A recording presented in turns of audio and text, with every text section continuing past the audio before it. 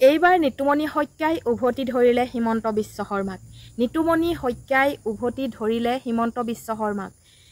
ক'ত বোমা ফুটোৱা দেখিলে হিমন্ত বিশ্ব শৰ্মাই। প্ৰমাণ দিব লাগিব, নহ'লে কিন্তু কথা ভয়ংকৰ হ'ব। নমস্কাৰ বন্ধু বান্ধৱীসকল, কি খবৰ আপোনালোকৰ? ভালনে বাৰু? বৰ্তমান মোৰ ভালেই। অন্য এটা ভিডিঅ'ৰ সৈতে আপোনালোকৰ মাজত পুনৰ উপস্থিত হ'লোঁ।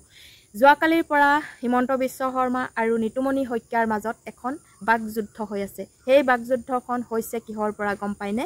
সেই বাকযুদ্ধখন হৈছে দেৱালীত বম ফুটোৱাৰ পৰা। হিমন্ত বিশ্ব শৰ্মাই যিহেতু দেৱালীত বম ফুটোৱাবলৈ পাৰ্মিশ্যন দিছিলে আৰু দল সংগঠনসমূহে দেৱালীত বম ফুটোৱাবলৈ পাৰ্মিশ্যন দিয়া নাছিল, তাতেই লাগিল কেনাটো। হিমন্ত বিশ্ব শৰ্মাই যেতিয়া নেকি ফুটোৱাবলৈ কৈছিল তেতিয়া অসমবাসীয়ে বম ফুটোৱা নাছিল আৰু বম নুফুটোৱাৰ বাবে তেওঁ কিন্তু মনত ক্ষোভ আছিল। সেই ক্ষোভৰ পৰাই তেওঁ এতিয়া এই কথাকেইটা ক'বলৈ বাধ্য হ'ল।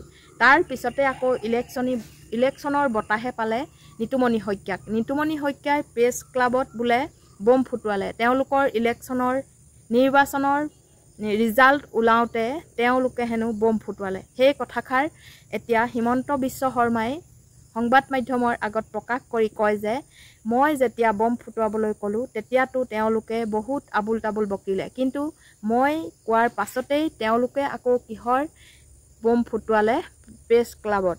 গতিকে সেই কথাটোতে লৈ এতিয়া ভয়ংকৰ ৰূপ লৈছেগৈ।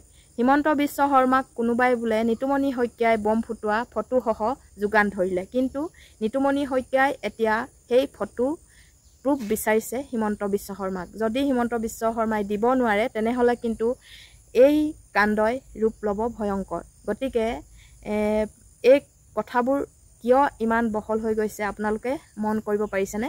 আচলতে জুবিন গাৰ্গৰ যিটো ন্যায় কাণ্ড, সেই ন্যায় কাণ্ডটো এনেকৈ সৰু সুৰা কথাবোৰক লৈ তৰ্ক বিতৰ্ক কৰি জুবিন গাৰ্গৰ যিটো ন্যায় পোৱা ক্ষেত্ৰ, সেই ন্যায় পোৱা কাণ্ডটোৰ যাতে গাপ দিব পাৰে বা সেইটো যাতে হাম কটাব পাৰে, সেয়েহে এনেধৰণৰ কথা বতৰাবোৰ বা এনে সৰু সুৰা কথাবোৰ বিয়পাই হিমন্ত বিশ্ব শৰ্মাই ডাঙৰ কৰিবলৈ চেষ্টা কৰিছে। গতিকে যাক খুচৰিলে এই জুইকুৰা জ্বলে, তাকে খুচৰি আছে। গতিকে নিতুমণি শইকীয়া ডাঙৰীয়াই নিশ্চয় বুজি পাইছে যে এই কথাবোৰত লাগি থাকিলে নিশ্চয় আমাৰ জুবিন গাৰ্গ ডাঙৰীয়াই ন্যায় নাপায়।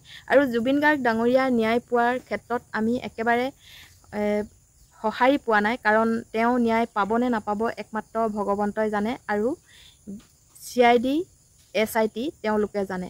গতিকে এতিয়াও বহুত কাম বাকী আছে। সেয়েহে এইবিলাকত তৰ্ক বিতৰ্ক নকৰি আমাক উচিত যিটো জুবিন গাৰ্গৰ ন্যায়, সেই ন্যায়টোহে আমাক লাগে।